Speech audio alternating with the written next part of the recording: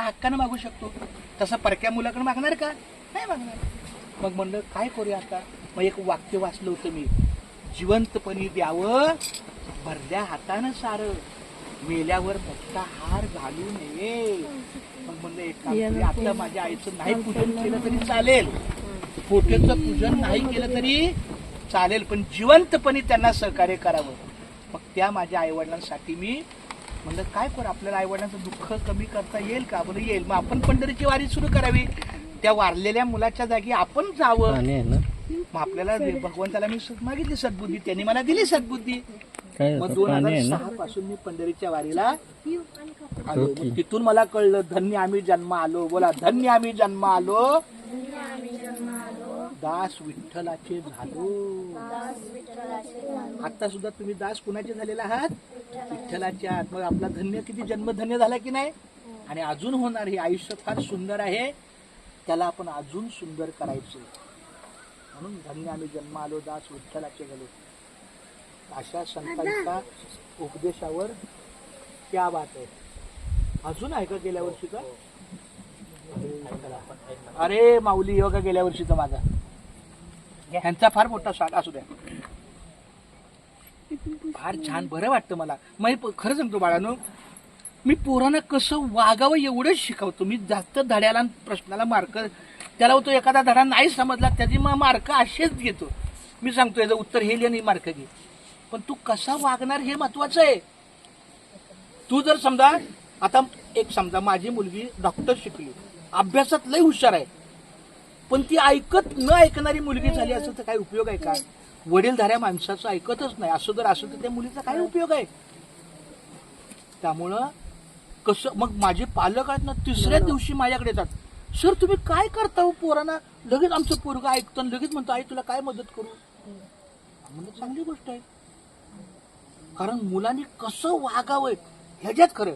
आणि हे शिक्षण अध्यात्माच्या स्वरूपात मिळणे ही शिस्तीचं शिक्षण आहे, संस्कार शिक्षण आहे. चांगल्या प्रकारचं जगण्याचं शिक्षण म्हणजे अध्यात्म आहे. जिथं विज्ञान संपतं तिथं काय सुरू होतं? अध्यात्म सुरू होतं. मग हे फार मोठं आयुष्य आपल्याला भगवंताने दिलेलं आहे आणि तुम्ही फार भाग्यवान आहात की तुम्ही ह्या मार्गावर आलाय. त्यामुळं खूप धन्यवाद. चांगला दिवस आहे आणि प्रत्येक दिवस आनंदात छान, जास्त दोष नाही का. आता बघा श्रीकृष्णाने काय सांगितलंय, जे झालं ते चांगलं झालं, जे होतंय ते चांगलं होतंय आणि जे होणार आहे ते पण चांगलं आहे. मग जर झालेलं चांगलं, होत आहे चांगलं आणि होणार आहे चांगलं, मग हिथं पण चांगलं, हिथं पण चांगलं, तिथं पण चांगलं. जे झालेलं आहे ते चांगलं, जे होत आहे ते चांगलं आणि जे होणार आहे ते चांगलं. मग तिन्ही ठिकाणी चांगलं. मग आपण कोण वाईट दोष काढणार आहे? पुढं पुढं आपल्याला काय अधिकारच नाही वाईट दोष काढायचा. पण तरी आपण शोधतो ही माझं वाईट आहे, ते माझं वाईट आहे. काय नाही, काही नाही. जे घडतं ते चांगल्यासाठी घडतं हे समजूनच पुढे जायचं. आता मला हे अनुभव आला. माझ्या वडिलांचा, माझ्या आईचा मोठा मुलगा वारला, तर वडील माझे काय म्हणजे का, माझा एक मुलगा वारला त्याचं मला आता दुःख नाही, पण माझा दुसरा मुलगा वारीत आला त्याचं सुख आहे. काय मोठं बघा ना. म्हणजे माझी आई सुद्धा मरता मरता बोलली, माझी एक मुलगा श्रीमंत आहे पण दुसरा मुलगा भाग्यवंत आहे. अहो काय देवा, हे अंगावर काटा येतो. माझा एक मुलगा श्रीमंत आहे, आता तो गडगंज श्रीमंत आहे, पण दुसरा मुलगा भाग्यवंत आहे. म्हणजे मला तिने भाग्यवंत सांगितलंय, कारण पंढरीची वारी आहे माझ्या द्वारी आणि कन काही तीर्थव्रत. हे फार मोठं भाग्यवंताचंच काम आहे. पूर्व पुण्य ज्याची असेल पुण्याई तोचमुखी दे हरीचे नाम. चोका म्हणे तुम्ही आता तरी जागा, रामकृष्ण हरी म्हणा निरंतर. फार सुंदर माऊली. तर तुम्ही थोडक्यात काय माहितीये का, आज माझा भगवंताने दिवस दिलेला चांगला आहे आणि आज माझ्या हातून जेवढं चांगलं होईल तेवढं करा.